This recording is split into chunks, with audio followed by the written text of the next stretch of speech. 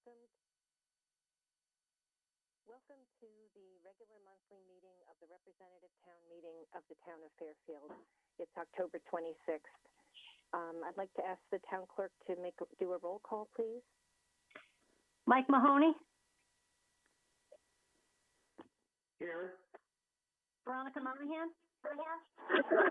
Here. Amy O'Shea. Ruggiero. Yes. Bill Gerber. Here. Peter McCormick. Here. Cindy Perham. Here. Jeff Steele. Here. Alex Durrell. Present. Matt Jacobs. Here. Scott Nickel. Here. Sharon Pastilli.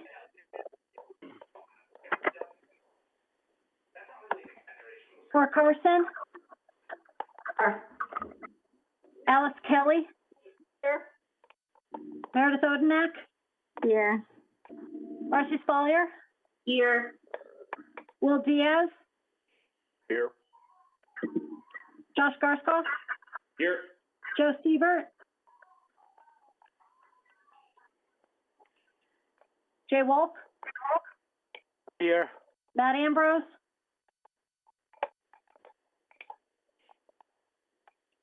Hannah Gale.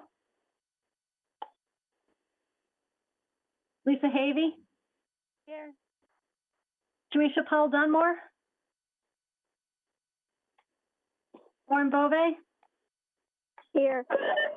Matt Mark Ambrose here. McDermott. Sorry about that. Matt Ambrose here. Thanks, Matt. Mark McDermott.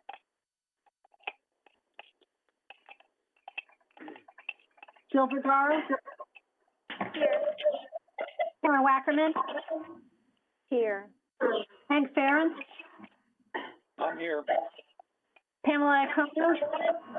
Here. Christine Martinez. Here. Thank you for letting me know. Paige Holman. Here. Drew Georgiadis.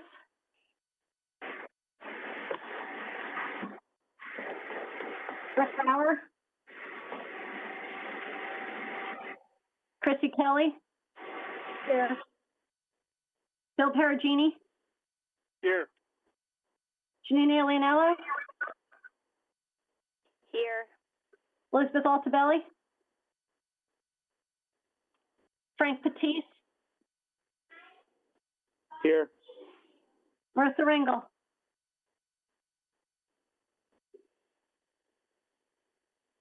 Thank you. Thank you. Thanks, Betsy. Please rise for the Pledge of Allegiance. I pledge allegiance to the flag of the United States of America and to the republic for which it stands, one nation, under God, indivisible, with liberty and justice for all. Thank you.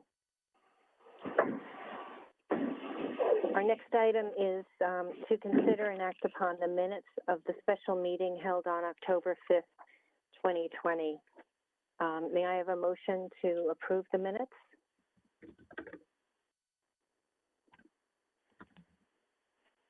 Representative Iacono, so moved. Thank you, Pam. May I have a second? I'll second it. This is Bill Perugini, District 9. Thank you, Bill. Is there any discussion about the minutes? Okay, hearing none. All in favor, please unmute your microphones. We'll take a vote on it.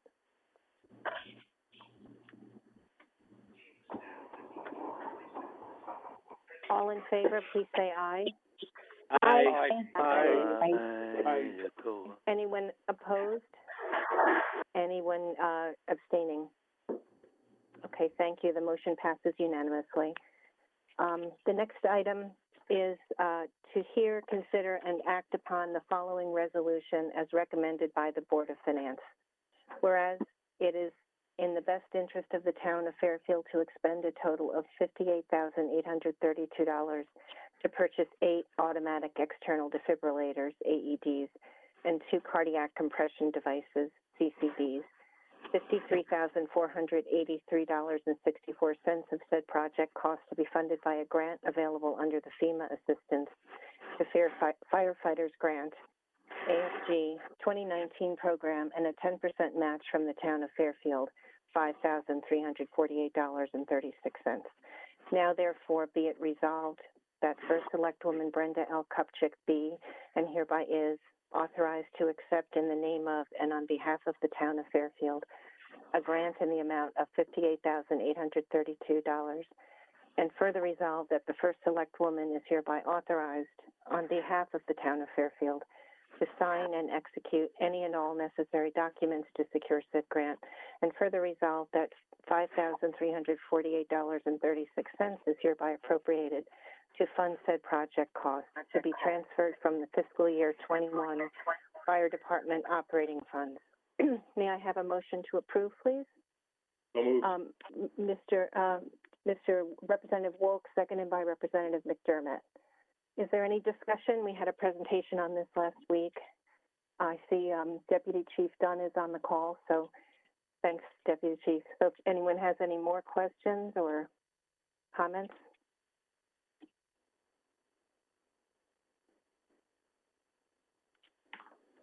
Okay, seeing none, let's vote on this. If you could unmute your microphones, please.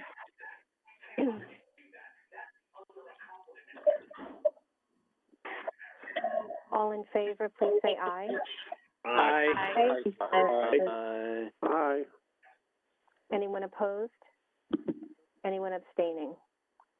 Okay, thank you. The motion passes unanimously. Thanks. Thank you very much. Congratulations. Thank you. Our next item is a resolution to consider and act upon the following resolution as recommended by the Board of Finance. Whereas federal monies are available under the Community Development Block Grant Disaster Recovery Program administered by the State of Connecticut Department of Housing pursuant to Public Law 93-383, as amended, and whereas pursuant to Chapter 127C and Part 6 of Chapter 130 of the Connecticut General Statutes, the Commissioner of Housing is authorized to disperse such federal monies to local municipalities. And whereas it is desirable and in the public interest that the town of Fairfield accept from the state $300,000 in order to undertake a community development block grant disaster recovery tranche 2 project, Fairfield wastewater treatment plant hardening, and to execute an assistance agreement therefore, should one be offered. And whereas the funding is cognizant of the conditions and prerequisites for state assistance imposed by Part 6 of Chapter 130 of the Connecticut General Statutes. Now therefore be it resolved that the First Selectwoman Brenda L. Kupchak be and hereby is authorized to accept in the name of and on behalf of the town of Fairfield a grant in the amount of $300,000 from the Commissioner of the Department of Housing, and further resolved that the First Selectwoman is hereby authorized on behalf of the town of Fairfield to sign and execute any and all necessary documents to secure said grant, as well as provide additional information to execute any other documents as may be required by the Commissioner to execute an assistance agreement with the state of Connecticut for state financial assistance if such an agreement is offered, and to execute any amendments, rescissions, and revisions thereto, and to act as the authorized representative of the town of Fairfield.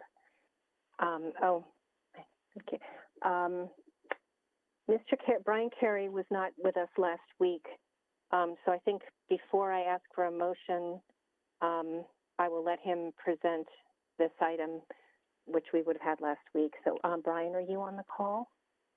Yes, and I apologize about missing the meeting last week.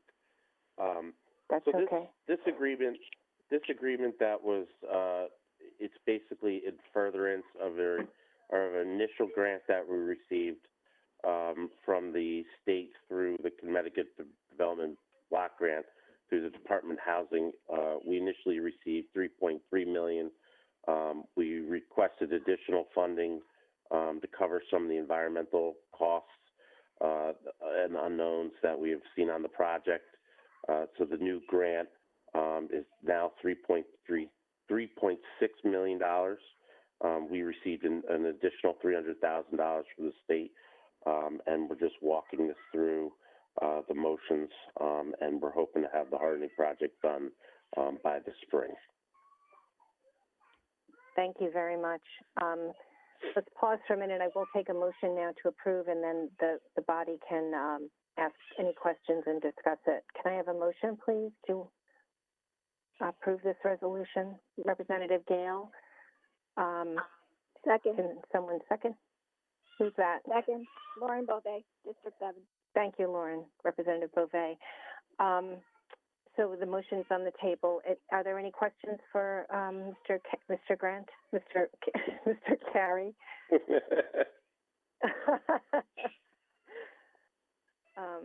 Any questions for Brian? Okay. I don't think there are. So let's have Representative Gale, did you have a question? You have to unmute yourself. It would just be nice to hear just a tiny update on what's going on in general and where this fits into it. With the hardening of the, yeah. Oh. From Mr. Carey. Mm-hmm. Brian, can you address that? Yes. So, so we have run into contamination on the property that we believe is associated with the old use of the facility of the treatment plant. So we've worked with DEP and EPA to come up with a clean corridor plan, meaning where any material that's excavated at the site is tested in situ, and then it's tested again once it's removed. All materials are being basically qualified for pre-disposal prior to moving anything off the site. So the money that this money will be used to pay for those additional environmental costs. It has slowed down the project. We are hoping to be done by November. We're probably looking at sometime in the early spring at this point, because of all of the back and forth with the DEP and EPA. We do have an environmental consultant who's been on the site since day one, and we're listening to their recommendations about how to address this in consultation with the DEP and EPA. So we're hoping to be finished with the project in the springtime, and this money, which Laura Pooley, who's the assistant town engineer, was able to secure through the state, is going to help pay for a portion of that remediation. Can I ask a question, please? Mm-hmm. Yes. So this is the sewage treatment facility we're talking about, correct? Correct. Okay. So first of all, I kind of want to know I haven't read this elsewhere, so I'd like to know what it is that you're finding that needs remediation. But I'm like, isn't that a contained facility? Like, what is this, from spillage outside from previous flooding? Like, how did it get into the ground? Is it normally in a contained, lined facility? I'm just confused. So we believe that. So the whole site down at One Rod Highway is historically filled wetlands. The hypothesis of the LEP is that most likely the materials that we're finding are actually from the sludge drying beds from the treatment plant. So prior to and again, this is hypothesis, because I don't know if anyone knows for sure. It's also fill material. Fill materials just have pollution can have pollution at varying levels. But prior to the Clean Water Act, the treatment plant was built in the early 50s. A lot of manufacturing process wastewater did go to the treatment plant prior to there being any requirement for wastewater permitting or on-site type of treatment. And back then, PCBs and processed wastewater were still legal to be put down the sewer system. So everyone's estimate is that it was those processes and the sludge drying, and then the placement of that sludge around the site that's most likely the cause of the contamination. It's not unlikely for wastewater treatment plants to have some levels of historic contamination, because all treatment plants generate, sludge materials, or, at some point they have to drain tanks and empty the processing tanks, which which have solids in them once they dry out, and then those solids were normally, either filled or placed in, used as fill or spread out over the property. So the material is pretty widespread throughout the entire site. So anything that's being excavated or removed from the ground is being tested first while it's in the ground, and second once it's removed and being handled appropriately. But the town is going forward at some point with a facility-wide treatment plant upgrade. And before we do that work, we're going to have to do wide-scale environmental due diligence that will further define a lot of the limits of the material that we're finding out there. Wow, this is a big deal. I have one more question. Is historically, did those sludge beds historically cover a larger square footage than where the treatment facility is today? So again, I mean, that's just a hypothesis. The area we're finding the highest level of material is on the northeast corner of the property. And most of what we're looking at is information we're looking at is based off historical photos. And, that was one area of the property that looked like where the sludge was being stored. And, again, I'm not 100% sure that that's where all of the material came from. I mean, the entire site was filled starting in the 30s and 40s and 50s. And whether, materials imported and placed there from some other source, I just don't know. I mean, all we can go off is sampling data and looking at historic aerial photography, and then, people who were, know what the operations of the plant were in the 50s and 60s, but there's not many of them. We're going off the data that we're collecting as we're collecting it. Thank you for the update. Thank you, Brian. Thanks, Representative Gale. Are there any other questions on this motion? Seeing none, if everyone could unmute their mics, we will take a vote.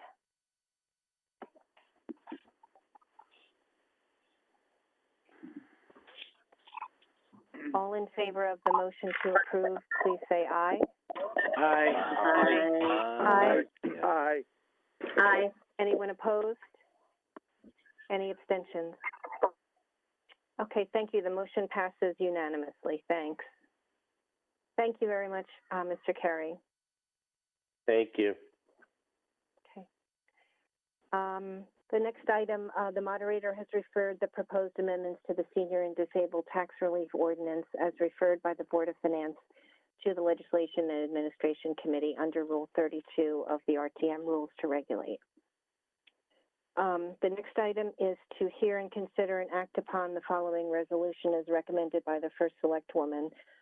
Resolved to fund and approve the attached agreements between the Town of Fairfield and United Public Service Employees Union 454, the Fairfield Professional and Technical Employees Union, and United Public Service Employees Union 222, including non-union eligible employees for a voluntary early retirement incentive plan, VERIP, for eligible members. This item has been postponed to the next meeting, which will be, there is a correction from what's on the call. It should be November 12th. November 9th, we'll have a committee meeting, and November 12th, we'll have a special meeting to address this item. I did want to mention, too, that on Wednesday night, the Pension Board is hearing the report of its experts on this, on the VERIP, and on November 5th, the Board of Finance will consider it and discuss it at a meeting, and then they'll present to us on November 9th, but in case anyone wants to listen to those meetings. Madam Moderator, could you repeat those dates, yes. please? Could you Yes, repeat October those dates? Sure. October 28th, which is Wednesday, is the pension board meeting. I believe it's at 7, and I think the calendar said it will be on FairTV. And then November 5th will be the Board of Finance meeting. I don't think that's on the town calendar yet, but I'm sure that'll be on FairTV also. Madam Moderator, Representative Iacono, Yes, you Representative. need a Yes. motion to postpone it. Okay, our clerk wasn't sure, didn't think we did, but that's fine. Can I have a motion? Would you like to make that motion, Pam? So moved. So moved. I'll To second it. postpone to Bill the special Perugini, meeting. District 9. Okay, Bill Perugini's seconding it. Any discussion? Okay, if everyone could unmute, we'll just take a vote on that motion. So this is a motion to postpone to the next meeting, which is November 12th. All in favor? Aye. Aye. Aye. Opposed? Any abstentions? Okay, thank you. That's unanimous. Okay, the final item to consider and act upon any other matters presented to the meeting and which may be properly acted upon under the rules of representative town meeting. I don't see any other items. So it was a quick meeting. May I have a motion to adjourn? Representative Pistilli, seconded by Representative Diaz. All of you, can you unmute and we'll just vote on that. All in favor? Aye. Aye. Aye. Aye. Opposed? Aye. I don't think anyone will be opposed. And abstentions. Okay. The motion carries. Thank you all very much, and we'll see you on November 9th at our next committee meeting. Thank you. Good evening. Bye-bye.